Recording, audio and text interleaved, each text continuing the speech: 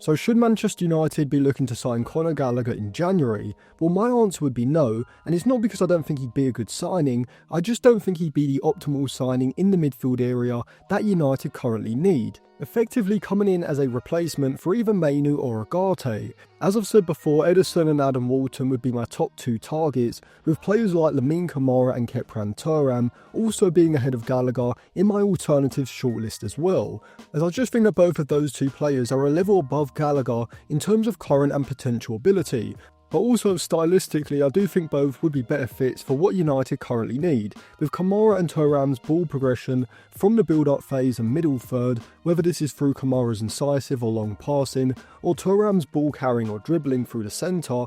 being the specific attributes within their skill sets which act as deciding factors against Gallagher. However, that isn't to say that I don't think Gallagher would be a good fit stylistically for Amorim's system. I just don't see him being the specialist that United currently need. Gallagher, like Scott McTominay, Joe Linton, Mikel Moreno, and even going back to players like Darren Fletcher and even Arturo Vidal, is a style of central midfielder that I would define best as a box-crashing water carrier, or you could even define them as a box-crashing ball winner. Though personally, I do think the term water carrier provides a more accurate description of the role, as with players like Gallagher and Fletcher, they aren't in the side solely to win the ball back, nor are they there to play a traditional box-to-box midfielder service, but instead to provide the necessary vertical and horizontal sprints in the press and in recovery, as well as the longer runs that they need to make in order to track movement from deep in the midfield in behind the back line in the final third, or the other way around when looking to break away as a leader or as a participator in a quick transitional attack.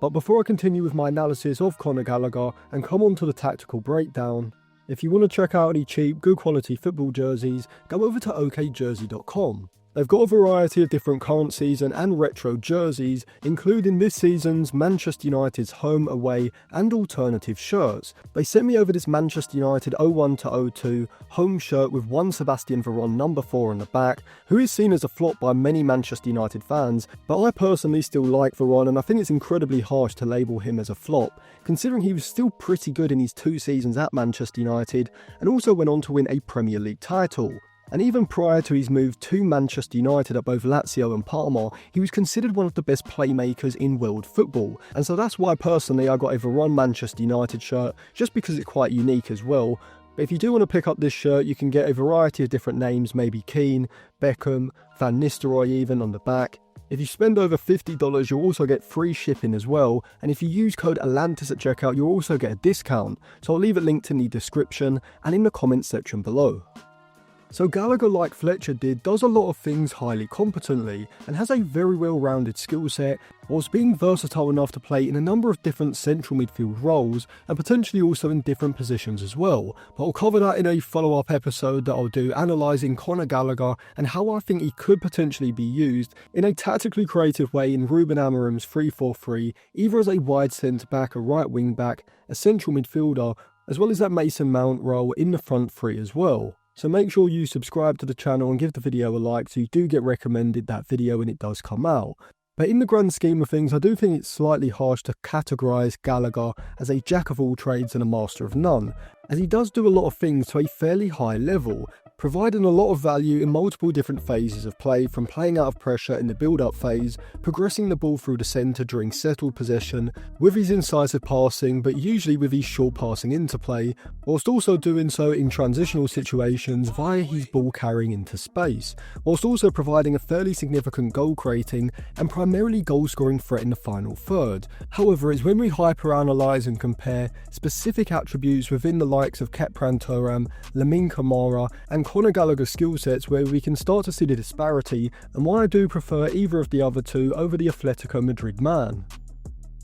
See, Conor Gallagher's ball carrying ability isn't as powerful or as efficient as Kepran Thuram's, nor is his progressive passing, specifically when it comes to breaking the midfield line or releasing runners in behind the back line, as effective as Lamine Camara's. Gallagher's value for Manchester United would instead essentially be a replacement for either Mason Mount or Kobbie Mainoo in the squad in terms of tactical but also squad selection role. And what I mean by this is that he'd be used more as a tactical weapon, not a starter week in week out, nor would he even be nailed down to play in the midfield double pivot all of the time in Ruben Amorim's 3-4-3-5-3-2 system, either before or after the recent tactical switch. See, Gallagher could play the Mason Mount role in the front three as a connector in the build-up and middle third, before providing the necessary forward movement in the final third to get into high-value areas as a box crusher. Maybe the standard attacker midfield role on Football Manager provides the best tactical description of this role, but even in this slightly more advanced role in the front three rather than the midfield double pivot,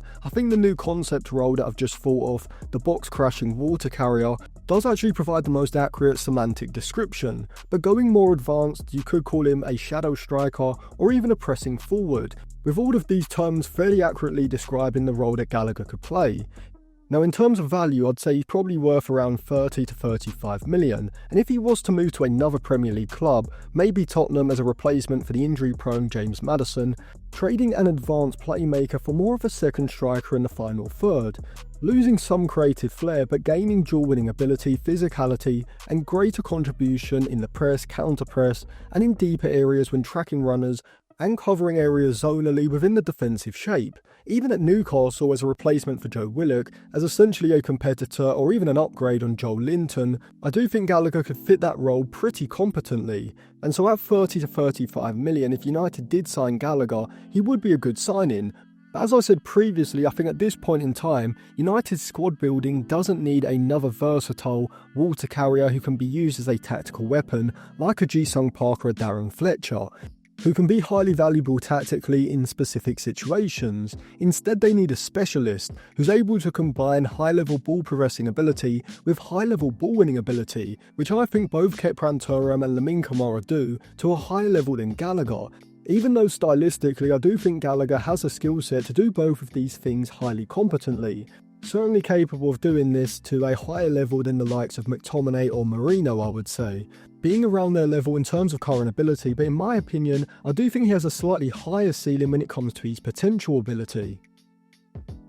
But overall, I do think that Conor Gallagher going to either Tottenham or Newcastle could be the optimal move, either as a mid to long-term upgrade on Joel Linton, playing alongside Guimaraes and Tonali, or alongside one of Bergvall or Bentancur, alongside Pape Sarr behind a false 9 type of centre forward, maybe like Xavi Simons, but he could also work alongside one of Solanke or Richarlison, more of a poacher type as well. Tottenham have also been linked with Scott McTominay recently, and I think Gallagher and McTominay, for a combined 70 to 75 million pounds, with Maddison, Basuma and Palhinha either departing or not being re-signed, in behind Xavi Simons or one of Solanke or Richarlison, with Pape Sarr as the single pivot behind, and one of Archie Gray or Pedro Porro inverting from right back alongside him, with Kudus and Brennan Johnson, or even Kulusevski when he comes back from injury, holding the width of their high and wide positions, alongside a back three in possession of Van de Ven on the left, Danzo on the right, either side of Romero centrally, reverting then to a back four with Van de Ven moving wide, or even to a back five, with Brennan Johnson on the left side playing the role of a defensively disciplined winger against specific opposition. And I do think that this could be a system, if used right, that not only gets the best out of McTominay and Gallagher, but also improves Tottenham offensively when it comes to generating, but also converting high-value chances. And this is because, specifically with the use of a false nine such as Xavi Simons in the forward line, who can start high but drop off into the pockets of space behind the opposition's midfield line, this can work to either allow Simons to become a free man in space or to drag a centre-back high up the pitch, vacating space ahead for McTominay and Gallagher, positioned in the half spaces or even in deeper areas of the midfield, to then make the opposite run, starting from deep before moving vertically ahead of Simons' deeper movement, with the objective of Thomas Frank's possession system in the middle third during this phase of play being to stretch the opposition's backline horizontally via the high and wide positions of the wingers, to then maximise the space created centrally for the likes of Gallagher and McTominay to make third man runs into, optimising their individual ability but also the team's ability to consistently create high value chances for them in and around the box where they are at their best and have shown in recent seasons how effective they can be with their chance conversion. Now, in a follow-up episode, I will analyse Conor Gallagher in Ruben Amorim's system specifically, analysing why I think he has a skill set to play multiple different roles, not just central midfielder or in the front three, but also potentially as a right wing back or even as a right-sided centre back. So make sure you subscribe to the channel and give the video a like so that YouTube is likely to recommend you that video when it does come out. And if you want to check out any cheap, good quality football jerseys, go over to okjersey.com. You can use code Atlantis at checkout for a discount. I'll leave that linked in the description and in the comment section below. And I'll also leave my Patreon linked on the end screen now. You can get a 7-day free trial where I do have a few articles, unreleased videos, and some plot graphs and circle charts as well.